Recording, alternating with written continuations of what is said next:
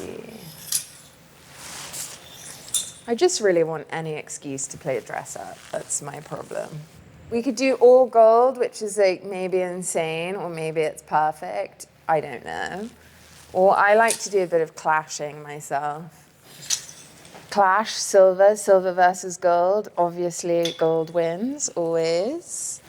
Sometimes silver wins. Never is gold, never is gold. Oh, and yeah, I mean, look, pleats, giant sleeves. I think this is it for me. This is my ultimate 70s statement. I'm going to the club.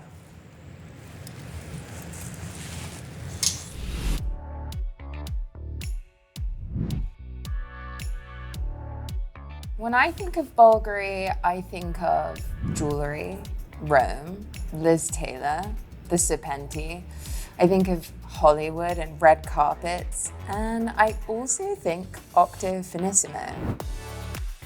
Finally, the watch gods have answered my prayers, and the Octo Finissimo has been delivered to me in yellow gold. And this, to me, is the perfect combination of Bulgari's design aesthetic as well as its advancements in the horological landscape.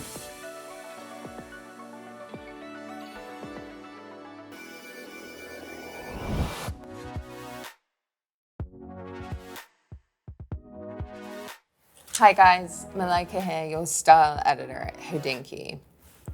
I'm coming at you today through my lens of fashion meets watches, or if you want to call it style meets watches. Today I have a piece that kind of means a lot to me. Back in 2021, I decided to go on a rose gold rampage. I was kind of sick of every single watch brand releasing their new novelties in rose, and famously the Octo Finissimo came out in a sandblasted rose gold. And while this watch received much critical acclaim, I was a little frustrated. Cue August 2022. For Bulgari's 50th anniversary of existing in the US, they released a LE of 50 pieces in yellow gold with a chocolate brown dial. And naturally, I got my hands on one. Some will say that this watch rests on the shoulders of the watch giant Gerald Genta. And in some ways it does. Bulgari acquired Gerald Genta along with Daniel Roth back in the year 2000. But as time went by and as Bulgari just became one brand and no longer three, and as they were acquired by LVMH in 2011, the Bulgari design team decided to push their own agenda. What's cool about Bulgari is it thought, okay, we need to be radical in our own way, so why not make an integrated sports watch, but let's make it super thin, and let's reimagine it as something that's aggressive and muscular and bold from the front, and sleek and slim and elegant from the side. The lineage really does start with Genta's B-retro design, but Fabrizio Buonamassa Stigliani really put his own stamp on things, and here I think we have something unusual. It's a 21st century icon. It doesn't come from the 70s, but it does look extremely 70s, especially in this yellow gold with brown dial iteration. So let's take a look at the specs of this yellow gold Octo Finissimo automatic. Here we have in-house caliber BVL 138 Finissimo. It's an ultra-thin automatic with a platinum micro rotor, which we can see through the exhibition case back. This is a watch that has a 60-hour power reserve, and the screw-down crown ensures 100 meters of water resistance. We also have the 40mm diameter and 6.40mm height. We've got the brushed and satin finishes, the sapphire crystal front and case back. And then we have one of my favorite parts of the watch, the sunburst brown ceramic dial, and it is rich and it's deep and it reflects the light ever so nicely. We have the classic 12 and 6 o'clock on the dial, the Bulgari logo, the hour markers, and of course the little second subdial at 7:30.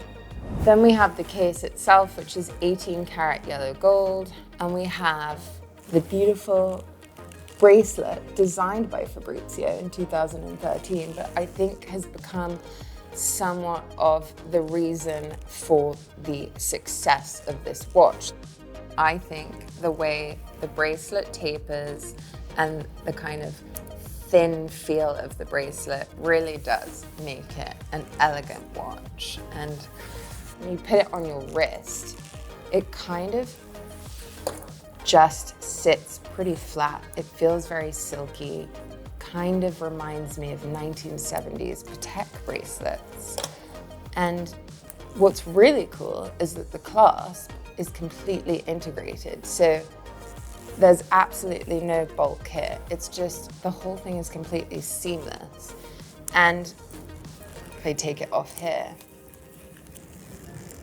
you can see that the links are just so small, which is a real advantage, so that you can really tailor it and have it taper your wrist perfectly.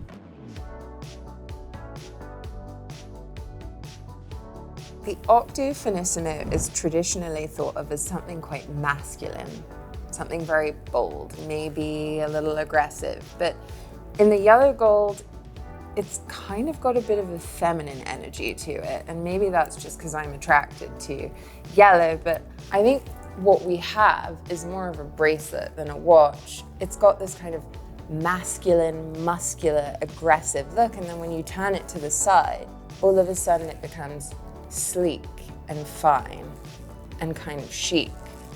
I love it because it's a piece of design and it's a serious watch. And yes, I love the Serpenti, and yes, I love a whole host of other jewelry type watches, but I think it's important to remember that women can have design and technical watchmaking too, and that's what makes this so attractive to me.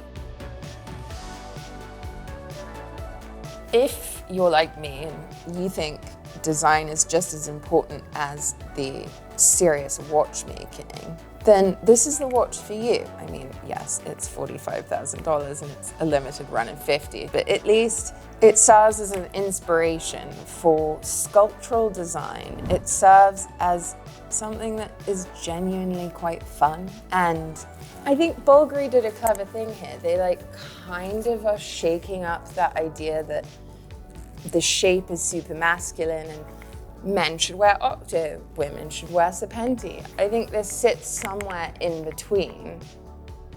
When I look at this watch on my wrist, I see the 70s legacy. I see the Gerald Genta legacy, but I also see the 21st century reinterpretation of the legacy.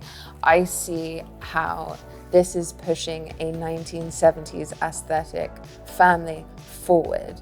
And I also see that nod to Bulgari in the USA, the rewind back to 1972, the rewind back to disco, a rewind back to the times where people were just a little bit more glamorous and they maybe had a little bit more of a gravitation towards yellow gold.